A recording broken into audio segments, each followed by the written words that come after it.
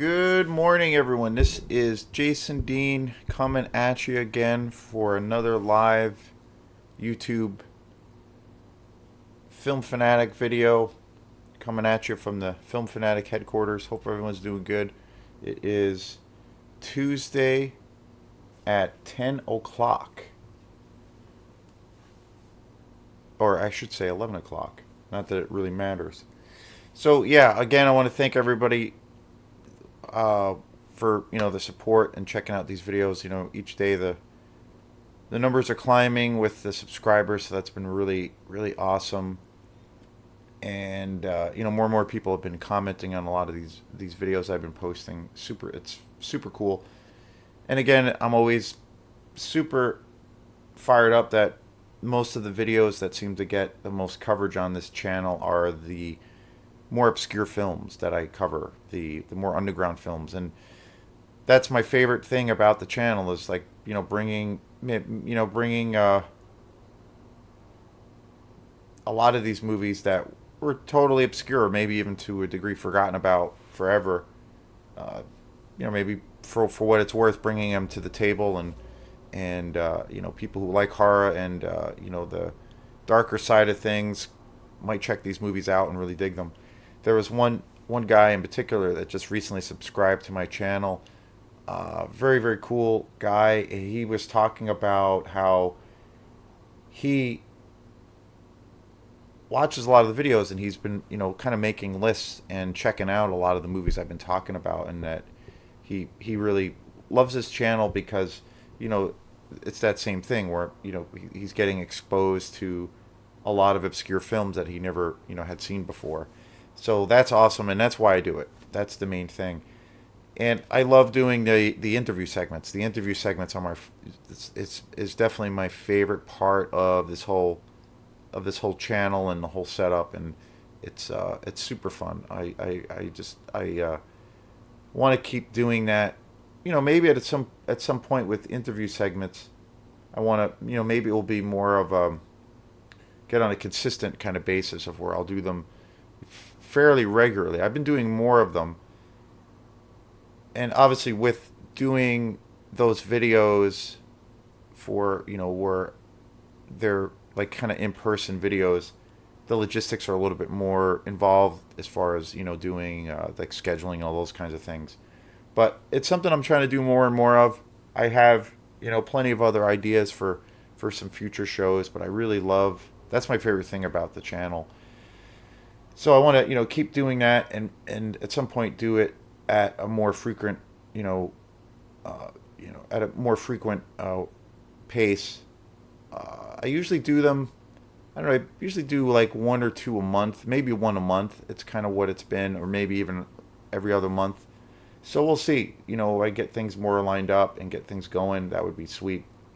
I just had my last show was with Kaylee Anderson, who is the manager of Flagship Cinema in Thomaston, and that was an awesome show. She was really fantastic. We talked all about kind of the situation, the tricky situation of navigating, uh, you know,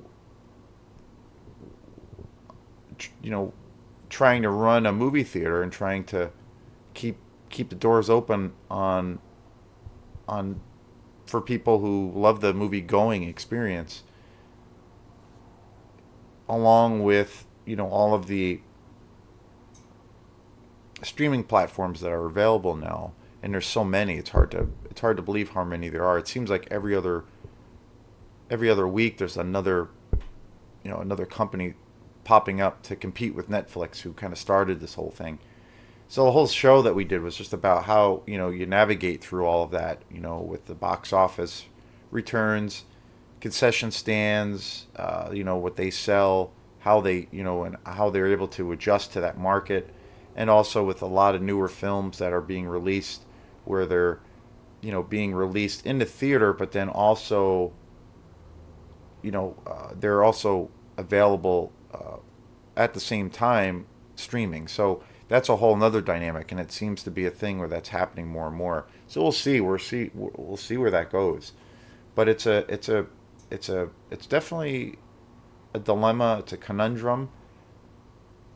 but at the same time, you can't really contain it. You can't take technology and put it in a box and seal it away and hope that it changes direction. The reason it's growing, it kind of I don't know. I kind of feel like sometimes with the whole streaming, all the streaming services, and not just for film or for movies or television shows, but like also for streaming for music. It's all the same thing, and it's out of the for people, it's the convenience of being able to access content really quickly, and also it tends to be to some degree on the cheaper side. You also you have this stuff at your disposal, literally at your fingertips, and you can watch it you know in accordance to your own schedule. You can watch it in comfort of your own home. You can have that convenience, that luxury of like sitting in your kitchen and petting your cat, or you know or doing whatever you people do when they're home.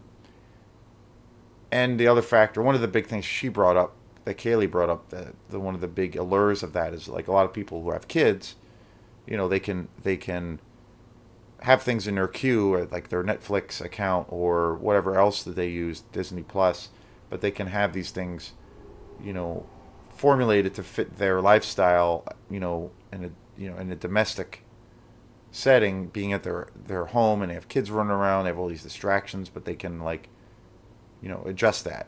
Whereas like you go to a theater, you can't really do that. You have to like, it's those for folks like that, or people in those situations, it's a little bit more of a hassle or an inconvenience. So it's part of that too. You can't stop the technological aspect, and sometimes I think, well, maybe sometimes technology has a life of its own, and it's just kind of doing what it's going to do. But then I also think, well, at the end of the day, it's only growing because most people want that. It's only happening because humans are demanding it. So that's really what it is. Even though it feels at times it's like the Matrix or something, where it's kind of like taking on its own, uh, taking like technology itself is almost taking it upon itself to grow and to spread. But it's really not. It's really because it's the demand of the folks who want content. So very interesting. But that was a great show, and so I'm trying to do more of those, at a more frequent basis, and we'll to try to keep the ball rolling, and to try to like see how you know new ways of areas of discussion around the film industry, and all things related to that. So I just did a show recently on Brain of Blood. Al Adamson, who's a director I just discovered, and I did a show on two of his films recently called Brain of Blood and Dracula vs. Frankenstein. A new director and two new films that, or older films, I should say, very old, both from 1971, and they were both a brand new discovery for me. I had not seen either of those films, had not even heard about them. And also a big discovery for me was discovering Al Adamson, the director. Fascinating stuff, and just so incredibly awesome. So I just did two shows on both of those movies. And again, like I've said before, one of the big things now that I do, and probably the majority, what I do with the majority of my time and money when I go to buy movies, buy new Blu-rays, is now I'm like, taking chances more. I'm buying things that I haven't seen before, and being, just incredibly surprised by how awesome these choices have been, even though I don't really know about them. I don't know really much about them. Kind of going. One of the things I do go by is that, like, for instance, Dracula vs. Frankenstein and Brain of Blood it's a Severin release. You can see the Severin logo right there.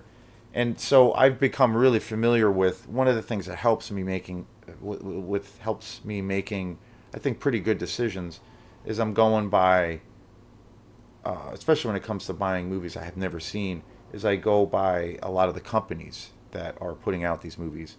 And Severin is probably overall, there's so many great companies, but Severin's probably one of the best ones, or if not the best one.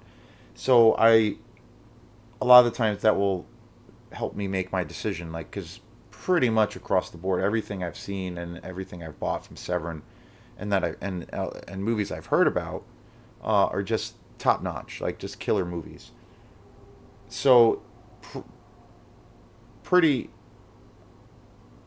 to say the least, a pretty consistent, catalog of films. And that's happened to me too, also for a lot of other companies like Blue Underground and some other things. So that helps me make, a, a smarter decision as far as like getting movies that I've never seen.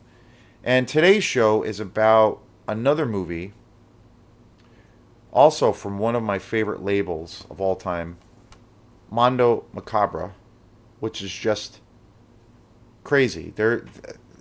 It's hard to say. I mean, favorites are favorites or whatnot, but like, or lists are lists. But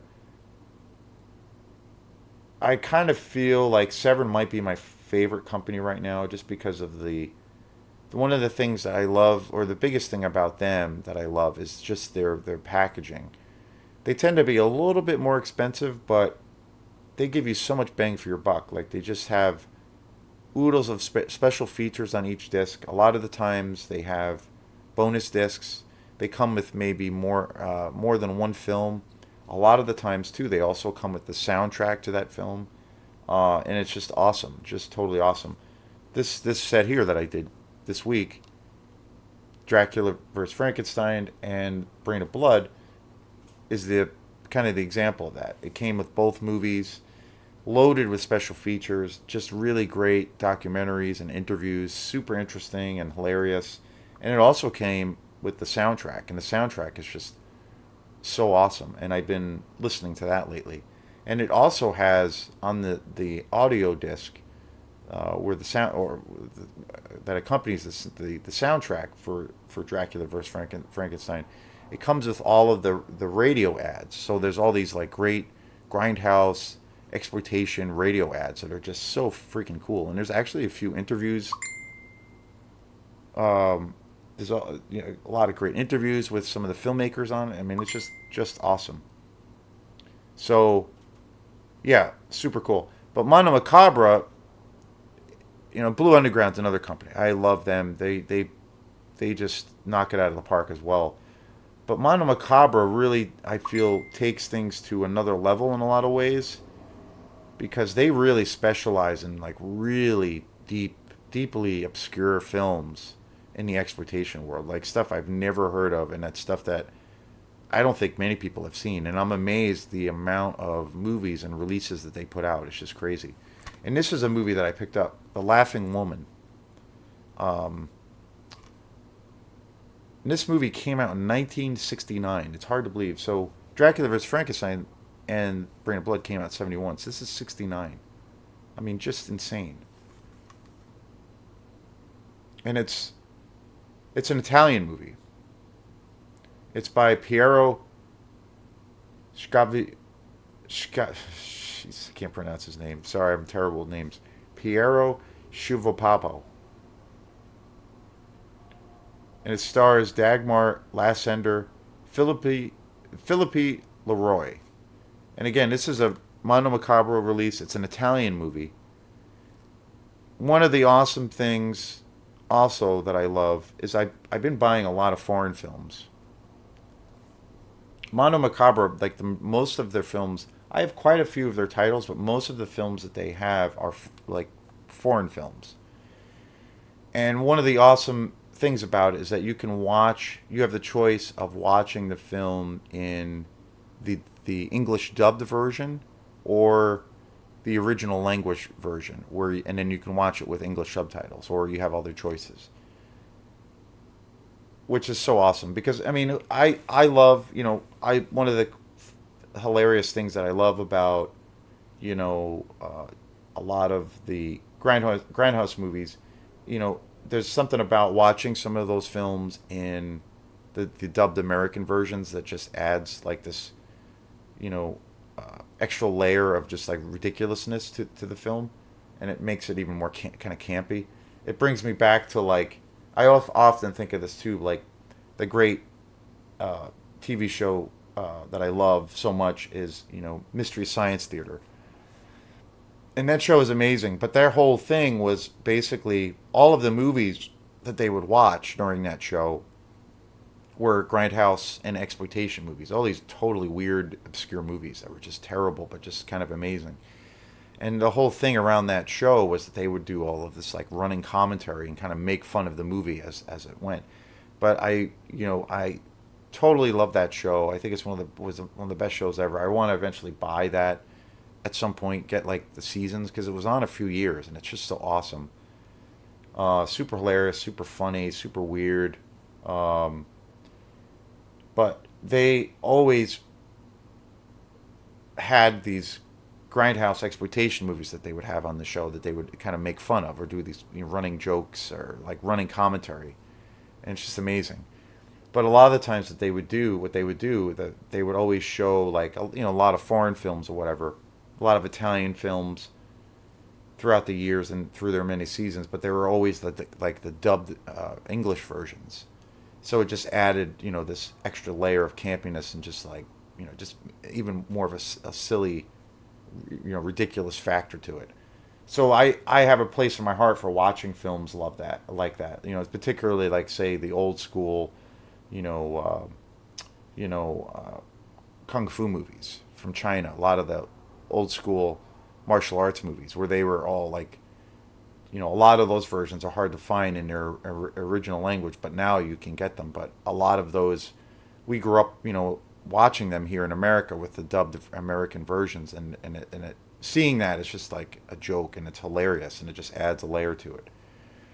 But that being said, I find, and this goes back to say not just grindhouse movies, but like say maybe what you could could consider to be like a highbrow art house film, like you know well, two movies that I can think of where I noticed where there is a big difference, but where there is like uh, well, like two examples would be like say a movie by Igmar Bergman, like that would be definitely all his films are considered to be art house films, and you have the option to watch it in its original language, but then you also have the option to watch it in English, and then also many foreign films. Another film I could think of off the top of my head is Ang Lee's Crouching Tiger, Hidden Dragon, which is an incredible movie. And I've always loved foreign films, like not even films that are considered to be necessarily grindhouse films, but can cross over, or exploitation films. But like when I noticed it, like I used to always watch. I love foreign films. I've always watched them. I've never had a problem watching subtitles, but I remember one time where it really stood out to me of where I decided like if you have the option to watch something, a foreign film in its original language, that's going to be my go-to no matter what movie it is or style. And I remember when I saw Crouching Tiger, Hidden Dragon, there I remember seeing it in the theater, and I love that movie. It's an amazing movie. I remember watching it, and it was in the original Chinese Mandarin language with English subtitles, and it was amazing. And it was definitely a foreign film, and it won a bunch of Academy Awards when it came out. And then I remember years later, I bought it on. I think I bought it on.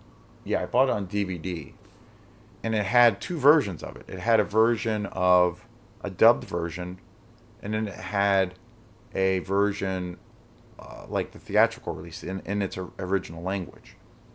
And a lot of foreign films are released as dubbed in like English dubbed versions. And there's a lot of like getting back to or getting into another subject, but a lot of Japanese anime, the great anime stuff that's come out of Japan. A lot of that stuff would come out here in the States in its in with American dubbed voices for for this market. And I noticed when I watched Crouching Tiger, and I tried watching it in. At first I watched the dub version, and I'd seen a movie before, and I really loved it. I watched the dubbed version, and then I watched again right after that. I watched the original uh, foreign film release or version of it in Mandarin, and I noticed that there was huge discrepancies and changes in the story, and also with the characters. Like it was kind of a different story. The translation was lost a lot of the times. Key points in the movie were not as effective. The narrative was off. There was all these weird discrepancies, and because of the dubbed version, and it was and then after that I noticed with other foreign films that I had, I would watch it in say a dubbed version, and then I'd watch it in its original form in its native language with English subtitles, and I was like, oh no, wait, it makes the story makes way more sense watching it in this context, and the story is much more fleshed out. It makes sense. It's more cohesive. So ever since then, I've always every time I get a movie, a foreign film, whatever it is, I always seek out and watch it in its original version. And I noticed that too with a lot of Japanese anime, where I would watch two versions of a certain film, like say for instance Akira. Very different. Like you miss a lot of it. The context is missing of the real story. So I always do that. And the cool thing, and again, this is a little bit of a different thing, but again, coming back to the grindhouse thing in the exploitation world, this film has both versions. It has the English dubbed version, and then it has the English dubbed version, but then it also has the option to watch it in its original Italian language with English subtitles. And so now that's what I do, and it's just awesome. And this movie is completely insane. This movie is a total trip. It's not at all what I expected. I never seen this before. When I started to watch it, and when I was reading about it, when I was going through the aisles and I was looking at this movie, I thought this would be kind of I don't know, like a weird kind of art house, you know, pop movie about kind of pop culture, and it would be, just larger than life and visually beautiful. But when I actually watched the film, it is definitely an art house film. It's 100% an exploitation movie. But it's the movie is so man, I don't even know how to describe it. It's such a demented little film. It's really about I think this film is really about like psychosexuality. Sexual feelings or people who have certain drives or certain desires that are innately they're sexual, but they're also very removed from say what society would look at as socially acceptable or you know it's all subjective, but what normal is, um, and things around that. And this film is really about this guy who has these extreme like psychosexual fantasies, and it's really about him. It's really about his like a deep dive into how his brain works and how he kind of relates to women. And he eventually meets this woman who you think at first is in danger, and that initially you think he's a very dangerous man. And at one point during this film, I felt like, wow, is this guy like a full on serial killer? And as over time, without giving the film away, you realize it's kind of this fantasy thing. It's not really um, set in reality. It's really steeped in metaphor and symbolism, but really steeped in fantasy and really about the land of make believe. Dealing with aspects of psychosexuality. Leading or moving into say you know various degrees of S&M and bondage and role playing, particularly around role playing, and creating these environments for personality traits of of submissives or people who have a submissive personality or a dominant personality, and creating these like elaborate, almost stage pieces where those personalities can be themselves. And the movie evolves to where this is not what you expected. And initially, I thought, wow, like this guy is a completely deranged serial killer. But then it moves into all these areas where you're like, no, wait, that's not really what's going on. Like this guy is actually kind of harmless. Like he has some very extreme desires, but it's really kept at this safe, or kept in this relatively safe realm of where he's like not really capable of harming anyone, or has actually harmed anyone in the first place. And he ends up becoming friends with this woman, and he eventually strikes up this intimate relationship with her. And there's kind of this interesting dilemma, or this interesting situation between the two main characters, where there's like this cat and mouse, and it becomes like a mind war, or they get steeped into trying to, I don't know, essentially trick the other person, but to try to allure the other person. And it's awesome. I mean, I was just totally freaking blown away by this movie. The music is just incredible. The cinematography is just amazing. And it's got this factor of where it's like super cheesy and super horrible, but again, it's just amazing, like because it's so beautifully shot. The story is super interesting. It's got a lot of layers to it. It reminds me a little bit of this film that I want to review, and I will review soon, by Lucio Fulci, who is my favorite Italian exploitation horror director. He did a movie quite a few years ago called The Woman in Lizard Skin, and it deals with a lot of kind of psychedelic elements, but it deals a lot with um, people's psychology, people's a person's sexuality, the use of fantasy and psychodrama, all these things, and it's very theatrical and over the top. But this movie reminds me of that. It has a real like giallo vibe to it too. It very much reminds me of that level, like a classic trait of like giallo, um, the Italian style of exploitation, where there's this incredibly rich depth